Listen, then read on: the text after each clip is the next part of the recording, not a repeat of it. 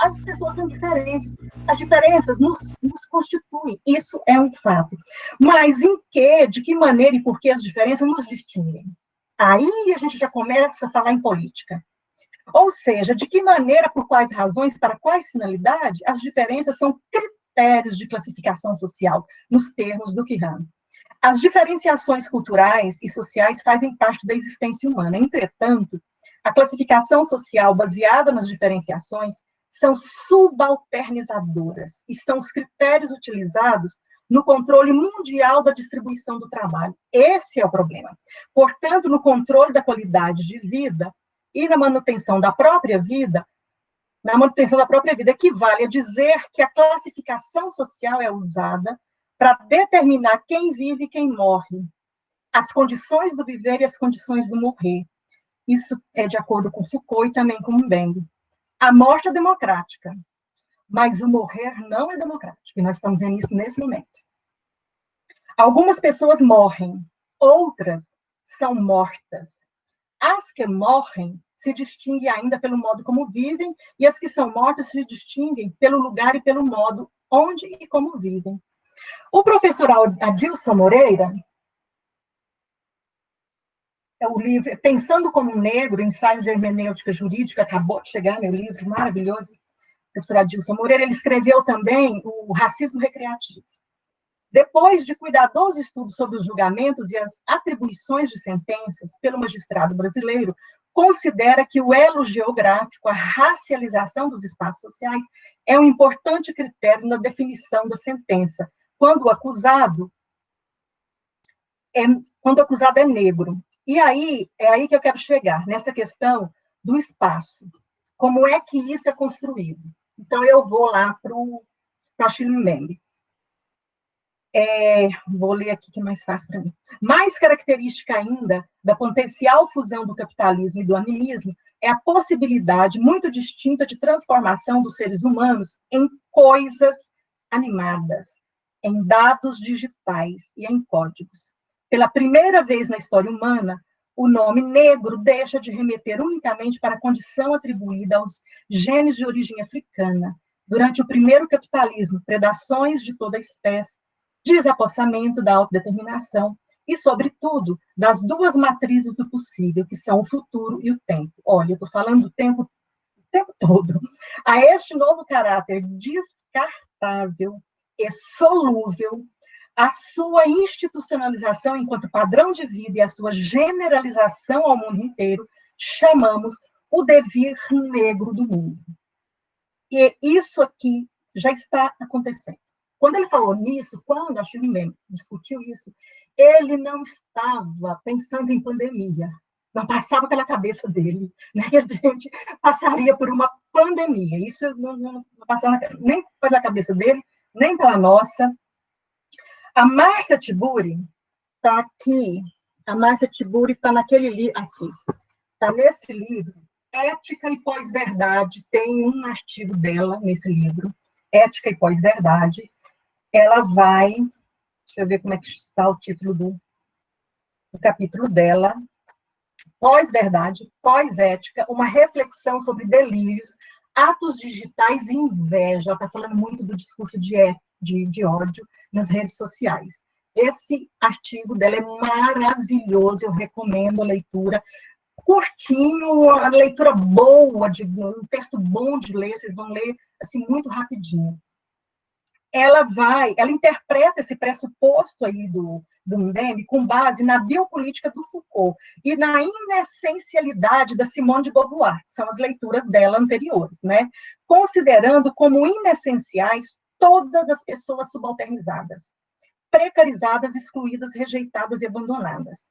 Tiburi considera que já estamos vivendo um devir mulher, em referência a Beauvoir, e o devir negro do mundo de Mbembe, pois somos marcadas e marcados biopoliticamente pelo capitalismo para servirmos de escravas e escravos em todos os níveis. Isso é o devir negro na interpretação dela. A nossa interpretação de Mbembe está embasada pelas reflexões de Ailton Krenak. Está no Ideias para Adiar o Fim do Mundo e também o Amanhã Não Está à Venda. está discutindo isso. Isto é, consideramos que, frente à colonialidade do capitalismo globalizado, somos necropoliticamente, veja que faz uma diferença, né? A Márcia Tiburi vai falar que somos biopoliticamente marcados para servir. Aqui o que nós, amparando, né, ancorando no pensamento do Mbembe, né, crítica da razão negra do Mbembe, nós vamos pensar que somos necropoliticamente codificadas e codificados ou para não viver, né, ou para não viver, para morrer mesmo, ou para viver nas piores condições, ou para morrer nas piores condições e das piores formas. Se conseguirmos nos manter vivas e vivos, nos sujeitaremos voluntariamente, se é Ailton Krenak. Nós vamos ser servas e servos voluntários ao servilismo, condições residuais herdadas do feudalismo, ou ao escravagismo ainda vigente, de acordo com o Ailton Krenak. Aí, amparando de novo e ancorando de novo na Márcia Tiburi, ela diz o seguinte: a reflexão sobre ética nos leva a pensar no elo que une subjetividade e política, que é o que nos interessa. A ética é gerativa da política, tanto quanto a política é gerativa da ética. A questão está em compreender esse jogo de forças no tempo em que a linguagem, reduzida a capital, porque é isso que virou, principalmente a língua estrangeira não, o inglês, né, Bárbara? O inglês é uma mercadoria, né, muito mais do que qualquer outra, tornou-se um ato valioso e, ao mesmo tempo, vagabundo. A linguagem também é exercida hoje na base da forma mercadoria. E para a gente discutir ética, a gente precisa entender isso. E aí, eu vou agora tocar no dente inflamado. Então, Lude, pode jogar essa imagem aí. Santíssima Trindade. Essa aí eu peguei no Jornal do Vaticano, entrei lá no Jornalzinho do Vaticano, e peguei, mas vocês encontram ela em vários lugares. Olha só. Pensem bem sobre essa imagem. Ela é linda, né? Colorida, bonita, muito bonita essa imagem. Mas olha só, gente, eu quero discutir com vocês uma coisa que eu estou chamando de posicionalidade.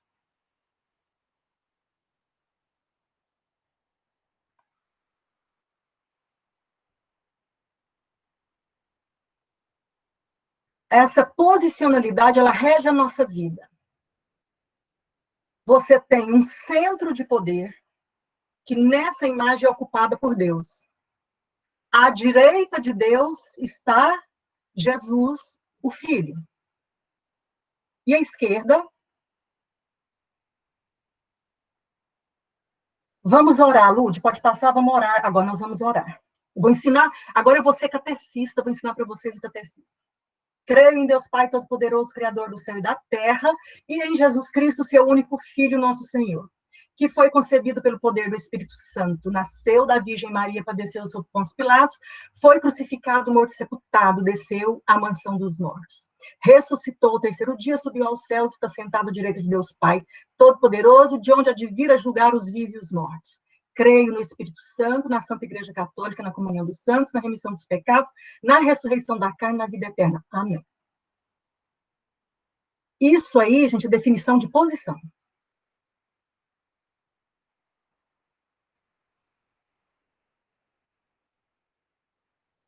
Essa é uma discussão que eu estou fazendo com vocês, não é religiosa, ela é política. Então, agora eu vou... Ramon Grossfogel separa cristianismo de cristandade. Então, não precisa se assustar. Tá? Ele separa cristianismo de cristandade. Cristianismo é esse segmento religioso, é a fé religiosa, isso é cristianismo. Cristandade é uma estrutura de conhecimento. É uma estrutura de conhecimento gerada pelo cristianismo. Mas ela fica como epistemologia, como uma estrutura de conhecimento que a gente nem percebe. Então, por exemplo, essa coisa da posicionalidade a gente nem percebe mais. Então, ela faz parte da cristandade. não só do cristianismo. A oração, a imagem, essa leitura da imagem aí, vocês podem, qualquer leitura de imagem, nessa perspectiva que eu estou fazendo, vocês podem fazer com base, tem esse livro aqui, organizado pela Ana Cristina Bentes e a Marli Quadros, Linguística de Texto e Análise da Conversação, Panorama das Pesquisas no Brasil. Tem uma parte aqui que é semiótica discursiva, esse livro é muito bom, e tem especificamente o que eu usei, que eu tenho usado muito, é o capítulo de semiótica discursiva, que é essa leitura, né, de imagem, e qual o significado que a imagem produz, essa leitura que eu faço com base na semiótica discursiva. Então, o que essa imagem ela traz, quando você vê essa imagem, e essa imagem é bonita, né, da Santíssima Trindade, ela é uma imagem bonita, linguística de texto e análise da conversação. Eu posso disponibilizar para vocês depois direitinho a referência, tá? Toda essa indicação de leitura eu vou deixar para vocês com a referência completa, tá bom? Então, essa imagem, ela é bonita, ela é agradável, ela é bonita, mas o que essa imagem ela constrói? Ela, mais do que o cristianismo, e aí mesmo uma pessoa que diz que não é cristã, que não segue o cristianismo, ela está estruturada não pelo cristianismo, mas pela cristandade, que é essa epistemologia gerada, construída pelo cristianismo. O que eu quero dizer para vocês é que nós estamos com a nossa subjetividade, com a nossa consciência, e aí eu estou usando consciência e subjetividade nos termos de Lélia Gonzalez, da forma que ela usa, e ela está muito apoiada na psicanálise de Lacan. Então, essa estrutura mental, ela enquadra, por isso que o Miolo chama de superframe, um super enquadramento, um grande enquadramento, ela enquadra como nós vamos ver o mundo. Para vocês terem uma ideia, Revolução Francesa, 1789, Revolução Francesa. Agora a aula é de história, vamos sair da aula de religião, vamos para a aula de história, porque a aula de letramento, ela tem de necessariamente ser transdisciplinar. O letramento, para ser problematizado, ele tem de ser transdisciplinar. 1789, instala-se a Assembleia Francesa, e é quando se dá o que ficou denominado, né, de Revolução Francesa. Há uma disposição, uma distribuição, cadê o pessoal de história está aí, para me ajudar a não mentir muito, há uma distribuição das pessoas na Assembleia Francesa. E o que as pessoas dizem é assim, que por acaso quem defendia a aristocracia, a burguesia, os ricos, os nobres, sentou-se à direita. Os defensores dos trabalhadores sentaram-se à esquerda. Gente, não é por acaso. Não é por acaso. Voltem para nós, Ludmila, Santíssima Trindade. Olha só, não é por acaso. Isso está estruturado, a nossa cabeça está estruturada assim. A direita é a posição gloriosa.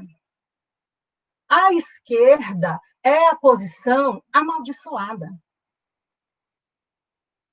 Isso vai se repetir nas lutas depois, nas lutas trabalhadoras, do proletariado, na Revolução Industrial.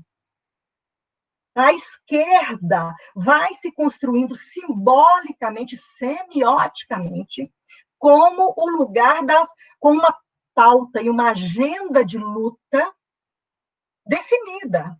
E a direita com outra pauta e agenda de luta também definidas, de outro lugar. A direita, e aí a oração, ela diz isso, né? Está sentado à direita de Deus Pai Todo-Poderoso. Então, a direita é a posição, é o lugar glorioso. A esquerda é o lugar amaldiçoado.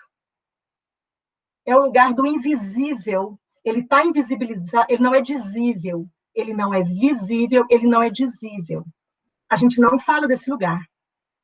A pessoa canhota, ela sofre discriminação. Além dela viver num mundo que é todo organizado para pessoas destras, ela sofre discriminação. A pessoa canhota é chamada de contra-Deus, é de seguidora do demônio, e ela é corrigida fisicamente. Júlia, ela fala sobre isso, a Angela Davis. A Bell Hooks também fala sobre isso. E, assim, não é uma questão da gente estar atacando o cristianismo. Aí o Ramon Grossfogel, ele é maravilhoso porque ele dá essa fundamentação para a gente falar sobre isso, porque ele separa, né? É a questão da cristandade, de como a gente está com a cabeça estruturada, e aí o Mignolo vem com o conceito de superframe, que ajuda também nessa discussão, que fundamenta teoricamente, conceitualmente, essa discussão. Então, a cristandade, o socialismo científico, né, que vem depois da Revolução do proletariado na Revolução Industrial, eles vêm com aquela coisa de ser ateu, não acredito em Deus, não sei o quê, mas eles reproduzem a posicionalidade cristã. Então, por isso que é cristandade. A coisa está entranhada, está incrustada, e a gente reproduz esse superframe. E esse lugar, agora, o mais incrível é esse lugar. Lúdia, tem o quadro aí do Lúcifer? Vê aí se tem mais um slide. Tem. Isso. A ágora está antes, né? A ágora é que vai gerar essa ideia de assembleia e tal. Ela tá, olha só, a ágora, a ágora é o espaço da circulação das ideias, circular, circula, né? Por isso que eu falo em giro de problematizações, né? Para circular as ideias, para a gente quebrar essa coisa também direita e esquerda, para circular. A gente pensando em espaço enunciativo, né? A ágora, a pessoa, o eu, o que fala, né, na teoria da enunciação, o eu, o que fala, ele se posiciona à frente, diante dos outros, mas ele é replicado, as pessoas podem replicar, contradizer, e isso, então, há um intercâmbio de fala, e as pessoas estão ali no entorno, adiante, à frente. Então, o espaço da ágora que vai gerar essa noção de assembleia que a gente vai ter ali na Revolução Francesa e também na Revolução Industrial, e que a gente tem até hoje, né, Assembleia, só que a estrutura da Assembleia hoje é outra. Você vai na Câmara Municipal, Assembleia Legislativa, a estrutura é outra, oposição física, né? Mas a água, ela tem outra perspectiva. Pode passar, Lúcia, vamos ver os outros.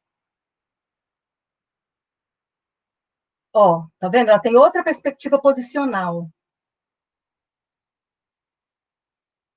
Agora, vamos no quadro do Lúcifer. O Lúcifer, quem é o Lúcifer? Lúcifer significa portador de luz, é o portador da luz. Mas o Lúcifer, ele desobedeceu. Ele é o anjo que desobedece e cai, né? Quando ele cai, a gente tem toda uma narrativa da desobediência e do castigo. E aí, nessa narrativa, a gente tem posições. Superior é céu, inferior é inferno. Inferior, inferno. Né? Inferno, a Terra está aqui, nessa passagem. A Terra é o lugar da passagem, né? Então, o superior, o inferior, a Terra. Aí você tem esquerda, direita, né? A direita, e não se fala na esquerda, porque o anjo caiu no lugar, ficou amaldiçoado, porque ele desobedeceu. A gente tem outra desobediência, que é Adão e Eva.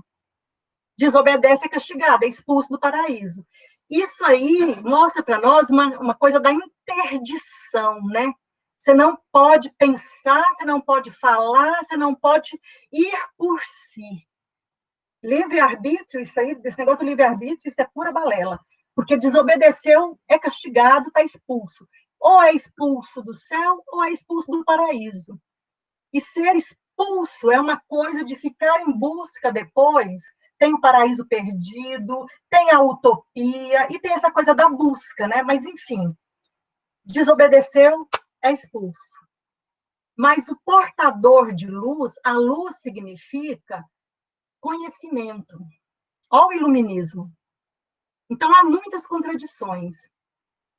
A gente vai falar depois um pouco do iluminismo, que o iluminismo, ele enfrenta, o iluminismo é outro superframe. Penso, logo existo.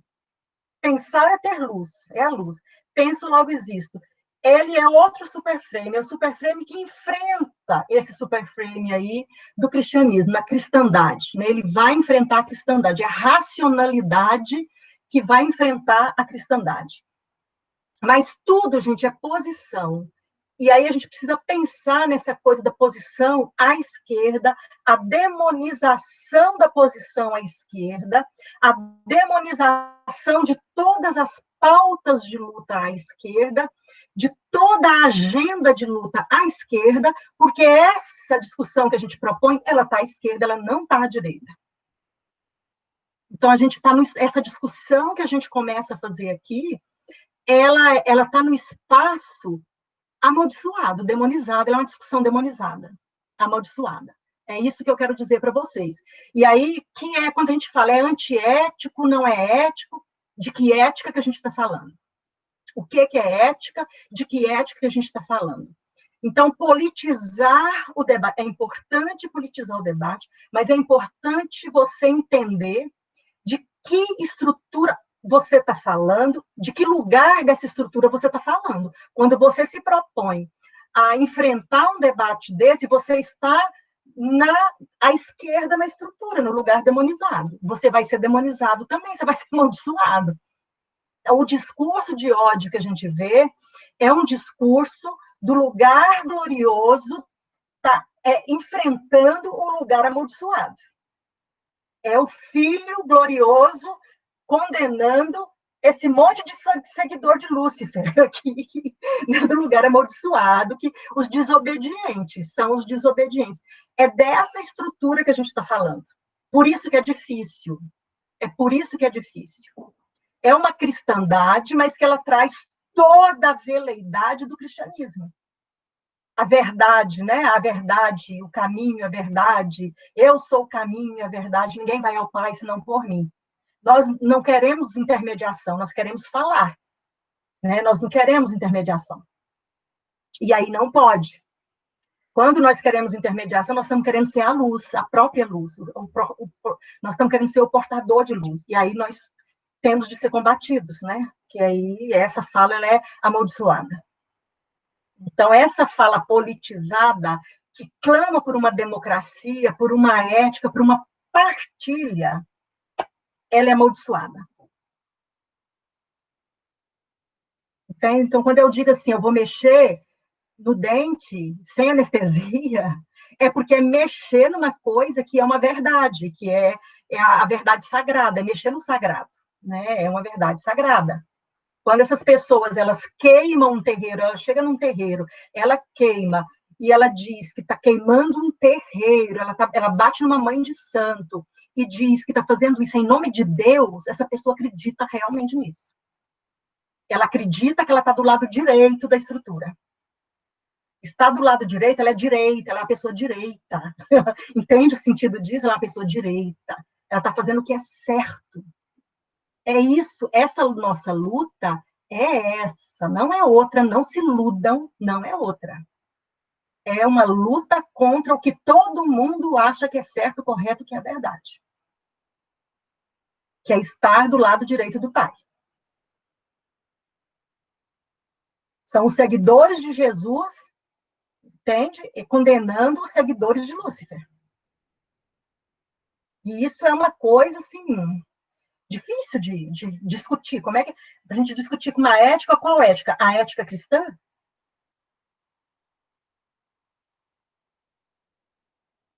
Na ética cristã, a gente já perdeu o debate. Você já entrou perdendo o debate na ética cristã. Porque a ética cristã é a que foi para a África e sequestrou os corpos, traficou, vendeu, fez do corpo mercadoria, fez moeda do corpo. É a mesma que chegou na América, tomou a terra dos índios, matou os índios e vem matando até hoje. Essa é a ética cristã. É a que cortou língua de índio para não falar a língua indígena e impôs a outra língua. Essa é a ética cristã. É essa a ética que a gente está defendendo? Qual democracia? Quando a gente fala de democracia, qual é a democracia? A democracia que prendeu e matou Sócrates porque ele questionou? É a que perseguiu Platão, a que perseguiu Aristóteles? É essa a democracia? Ou a democracia da Revolução Americana nos Estados Unidos, que defendeu a liberdade dos homens brancos, livres de posse, inclusive aqueles que tinham por posse pessoas, os escravos. Isso é a ideia de democracia e de liberdade nos Estados Unidos. É essa democracia que nós estamos brigando, é por ela? Nós estamos brigando para defender a democracia. Né? São as herdeiras e os herdeiros do socialismo científico, herdeiro da Revolução Industrial. São essas pessoas que se dizem progressistas e que estão aí brigando para defender a democracia. Mas qual democracia? Esse modelo de democracia que seleciona e exclui uma parte? É preciso pensar sobre isso. Que democracia nós estamos defendendo? Que ética nós estamos defendendo? O que significa política para nós? O que é um debate político? O que é língua portuguesa para nós? O que é português brasileiro? O que é democracia linguística num país que se fala perto de 300 línguas, a gente tem um idioma nacional, um idioma oficial. Precisa pensar tudo isso. Ou então a gente está embarcando na defesa da direita, esquecendo que a esquerda que a gente defende é demonizada. Então, nós vamos defender essa esquerda amaldiçoada, demonizada, e brigar por ela, ou a gente vai ficar com vergonha de estar na... Entende? Assim, é muita coisa. A nossa história, ela é atravessada por muita coisa ocultada, por muita coisa que não é contada. Nós vamos contar essa história. O Daniel Munduruku diz que a gente precisa fazer as pazes com a nossa história. Para fazer as pazes com a nossa história, nós precisamos olhar para ela, sem vergonha. Nós não podemos olhar para ela com vergonha dessa história. Nós precisamos olhar para a nossa história e dizer, essa história tem índio, tem negro, tem negra, tem índia, essas negras foram usadas como fábrica, né, de mão de obra, como fábrica de leite para sustentar a Casa Grande. É dessa negra que eu venho, é dessa índia que eu venho. Se a gente ficar com vergonha disso, a gente não vai fazer as pazes com essa história. Que língua é essa que a gente fala? As feridas coloniais são muitas, a gente precisa tratar delas, precisa curar essas feridas. Agora, para curar a ferida, né, precisa expurgar. Não adianta ficar colocando um paninho quente com um pus lá dentro, precisa expurgar essa ferida. E a língua, gente, assim, a gente está numa área, qualquer área que você tiver na matemática, você está trabalhando com língua, você está trabalhando com linguagem. Não adianta correr dela. A língua é que constitui essa subjetividade. E aí a gente precisa pensar no que é que a língua faz. Hoje eu citei, né, as preposições, falei do léxico, mas tem muito mais coisa. Estou preparando um texto para vocês, e um texto de linguística, né, porque tudo eu vou encaminhar para a linguagem, mas estou fazendo um texto de linguística mesmo, de o que é trabalhar a linguística pensando na racialização, de como que a língua sustenta, né, o racismo. E aí eu estou... Porque tem estrutura da língua que sustenta até a nossa cultura racializada, né? Como é que a língua faz isso? Estou preparando um texto para a gente conversar sobre isso. Mas tem que ter coragem de encarar, porque senão, se a gente ficar nessa coisa de, sabe, muito fofa, a gente não vai para lugar nenhum, não. Se ficar muito assim, sabe, é muito bom, que bom, foi muito bom, tá, é muito bom isso. Mas a gente não vai chegar em lugar nenhum.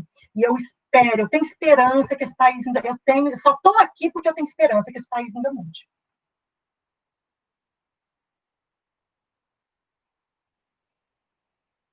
Vamos olhar rapidinho aí, Lúdio, o texto do Aristóteles e do Las Casas?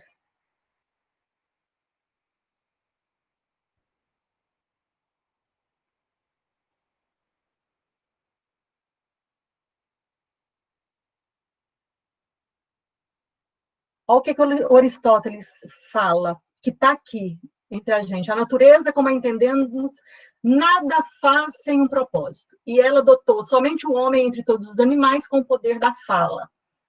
Fala é diferente de voz, que pertence também aos outros animais e é usada por eles para expressar dor ou prazer. A sua natureza, pois, realmente, os habilita não somente a sentir prazer e dor, como também a comunicar seus sentimentos uns aos outros.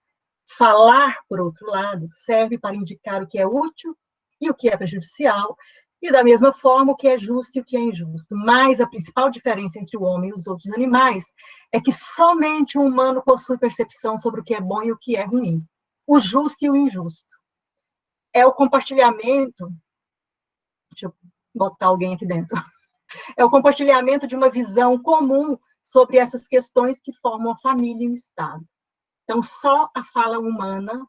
E aí, para o Aristóteles, nesse momento, falar significa falar a língua digna, que é o grego clássico. Então, só os homens proprietários é que participam, né, da Assembleia e que participam das tomadas de decisão. Mulheres não participam, velhos, crianças, escravos não participam. Então, é uma democracia, por isso que ele questiona, essa democracia de Atenas não é uma democracia.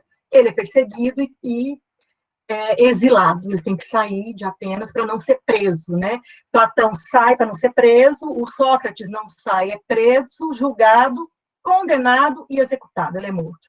E aí, depois disso, então, quando eles são perseguidos, eles saem para não ter o mesmo destino de Sócrates. Aristóteles faz, Platão faz isso, Aristóteles também faz. Então, a democracia é essa que persegue quem questiona a sua própria limitação. Las Casas, depois vai fazer a mesma coisa, aplicando esses princípios já aos estados colonizados. É por isso que as feras são domadas e submetidas ao império dos homens. Toda vez que eu vejo isso, eu me sinto uma fera sendo domada, parece que alguém me domando. Por essa razão, o homem manda na mulher, o adulto na criança, o pai no filho. Isso quer dizer que os mais poderosos e os perfeitos dominam os mais fracos e os mais imperfeitos. Constata-se essa mesma situação entre os homens, pois há os que, por natureza, são senhores, por natureza, vejam bem, são senhores, e os que, por natureza, são servos, pois está escrito nos provérbios, o tolo servirá ao sábio. Assim são as nações bárbaras e desumanas, estranhas à vida civil e aos costumes pacíficos, e sempre será justo, de acordo com o direito natural, que essas pessoas sejam submetidas ao império de príncipes e de nações mais cultivadas e humanas, de modo que, graças à virtude dos últimos e à prudência de suas leis, eles abandonam a barbárie e se adaptam a uma vida mais humana e ao culto da verdade. Você sabe que desde a Grécia, né, os gregos, bárbaro é qualquer estrangeiro, né? Mas o colonizador aqui, os índios, não era um bárbaro, né? O índio que era o bárbaro. Então, veja como que é uma questão de poder, essa coisa da barbárie. E isso aí é para justificar a colonização. Gente, então, é muito complicado.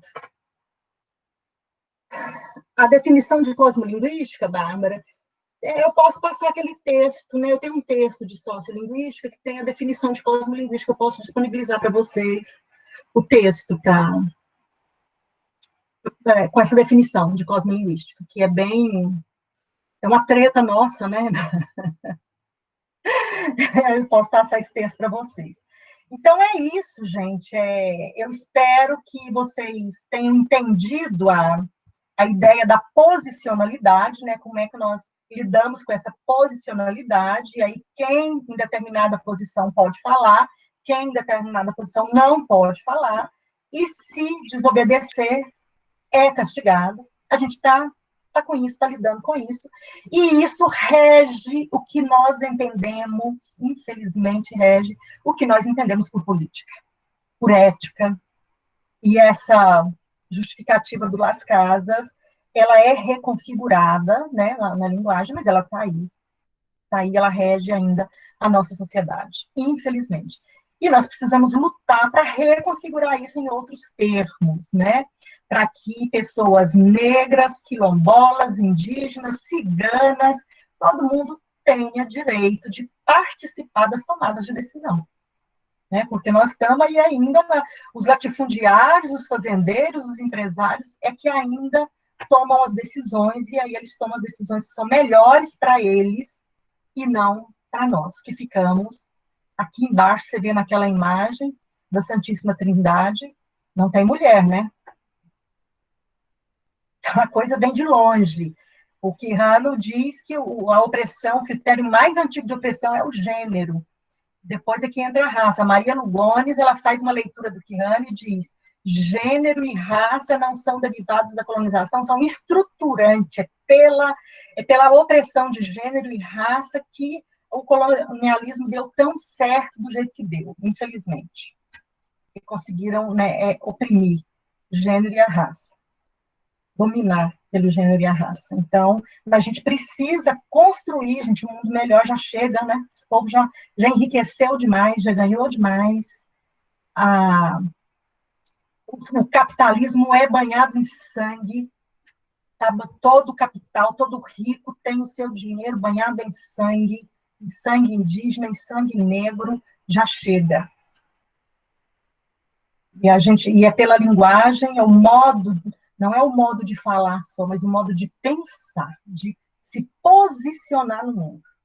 Essa posicionalidade precisa ser desestabilizada. Então, a proposta é por aí, a gente se encontra na quarta, né?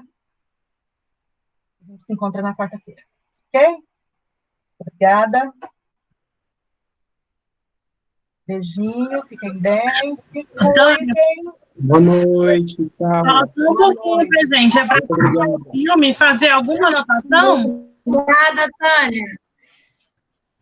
O que é, Bárbara? O filme para quarta-feira é para fazer alguma anotação, alguma coisa, ou do jeito que você falou? Só se a gente tiver... Lude e Matheus, o que vocês recomendam? Eu acho que ver o filme, o Matheus, se quiser, pode dar alguma dica, mas é mais ver o filme e pensar que tipos de letramentos antirracistas a gente pode tirar desse filme, né? Porque é um filme, apesar de ser de 2005, ele é muito atual e ele vai mesclando muitos documentos históricos, né, com como os povos pretos se situam hoje. Então, é mais nesse sentido mesmo, é mais de ver. Se vocês quiserem trazer questões também, fiquem à vontade, a gente está conversando. Uhum. E é isso. A Tânia, eu sou o Matheus, gente, e a Tânia, nesse encerramento, ela levantou um ponto que, de alguma forma... Tá dando para ouvir? Tá baixinho, tá muito baixo. Agora tá melhor ou tá baixo ainda? Tá melhor? Certo. Tá melhor, melhorou. Quando a Tânia estava terminando a fala dela, ela falou da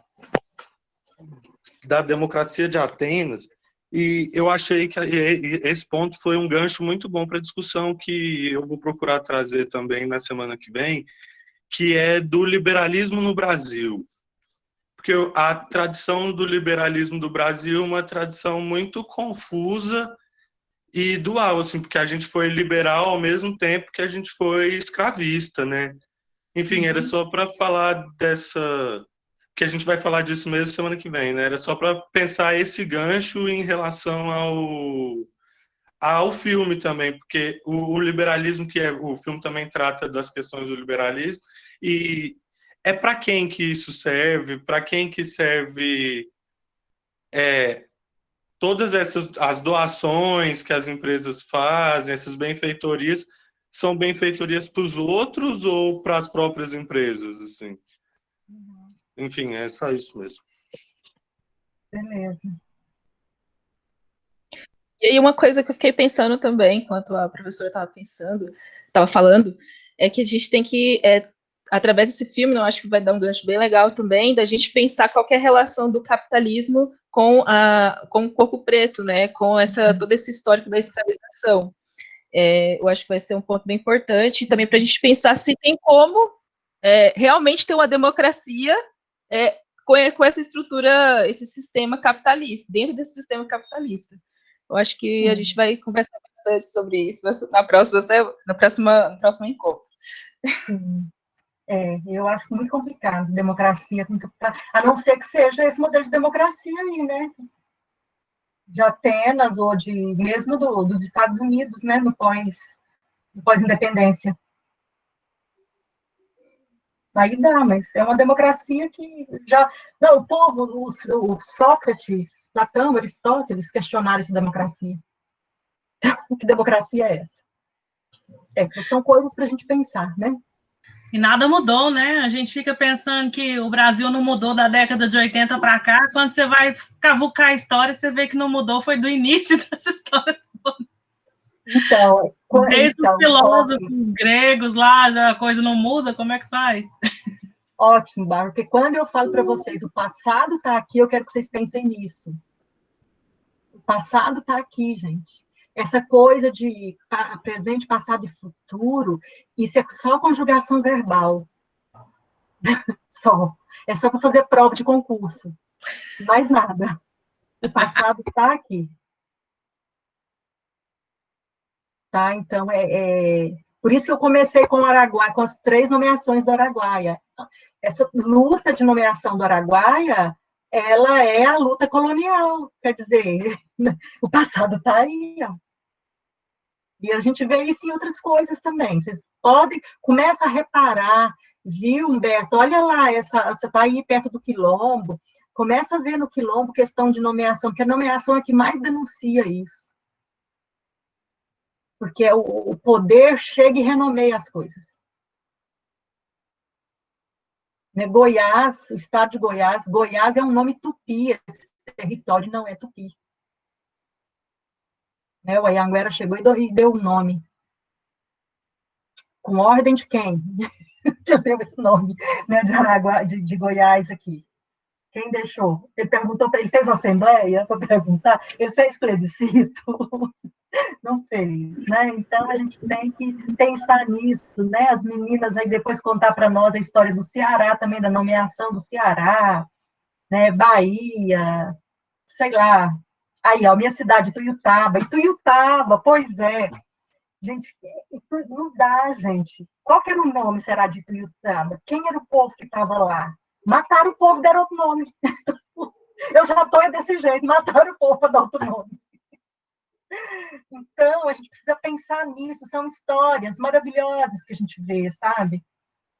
Belém, Pará, né? Belém, gente, por que a capital do Pará chama Belém? Vamos pensar no sentido dessas coisas, e por que tem esse nome, né? Lá em Portugal tem Belém, Jesus nasceu em Belém.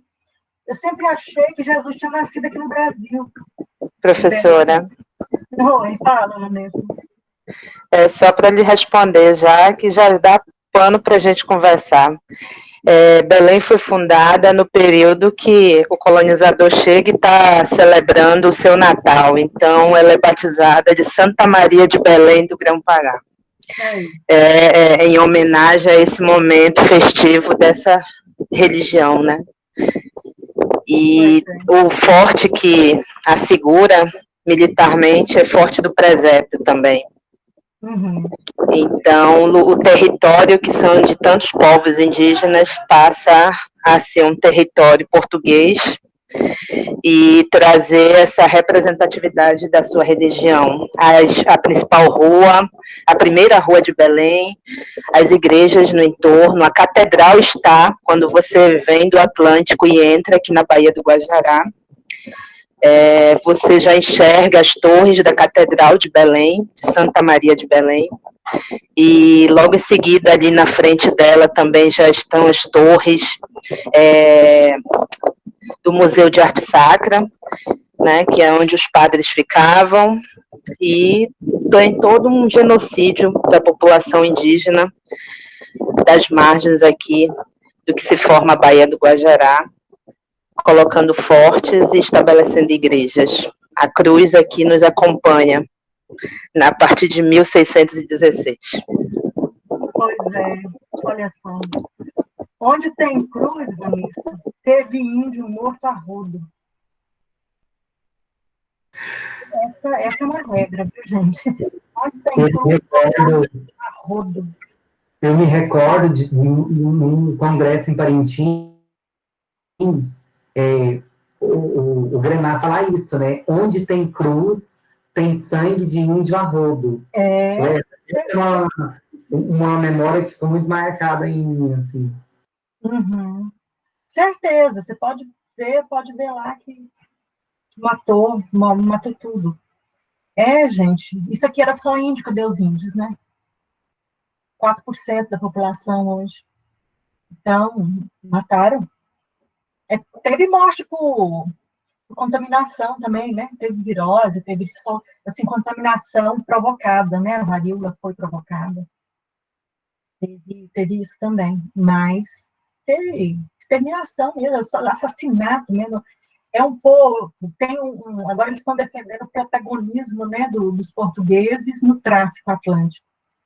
Então é isso, gente.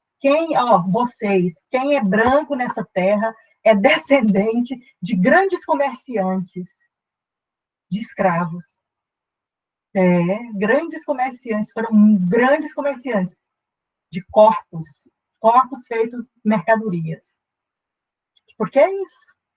Eles se destacaram no comércio de escravos.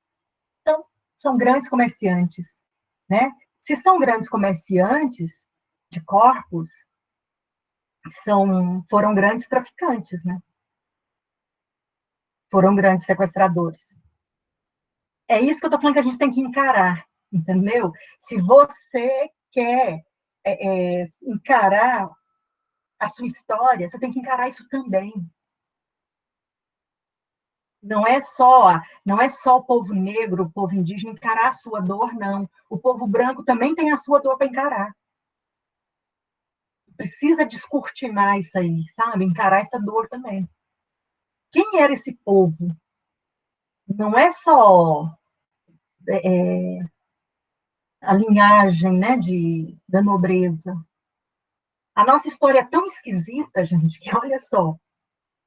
A questão da cidadania, quando a gente vai discutir cidadania, é muito estranho, porque o cidadão, na Constituição de 1824, que é a primeira, né, Constituição do Império, a independência de 1822, eles passam 23 na Assembleia Constituinte, fazendo essa Constituição, em 1824 ela é proclamada. Aí eles vão definir quem é o cidadão brasileiro. O cidadão brasileiro é quem não é português. Olha que trem esquisito, se o presidente da Assembleia Constituinte, o imperador, é Dom Pedro I, Dom Pedro I é Dom Pedro IV em Portugal, se ele é Dom Pedro IV em Portugal, é brasileiro ou português? E aí o cidadão brasileiro é quem não é português. É muito estranho, a nossa formação é uma eterna repactuação identitária, né? Esse pacto, não, o brasileiro é quem não é português. E o Dom Pedro I, que era o imperador, ele que estava ali fazendo a Constituição, definindo essas coisas, ele é Dom Pedro I aqui, mas lá em Portugal ele é Dom Pedro IV, então ele está na linhagem de Portugal. Aí ele é português ou brasileiro? Não dá para saber, né? Então, é tudo assim, tudo esse imbróglio. E aí a gente vem nisso, nessa repactuação, o romantismo. Aí o romantismo quer que a gente tenha o indígena como herói, aí vem, depois derruba o indígena, o modernismo, essa confusão. A gente vem nessa confusão. Bom, se é uma repactuação, vamos fazer nesse momento a nossa repactuação em outros termos, né?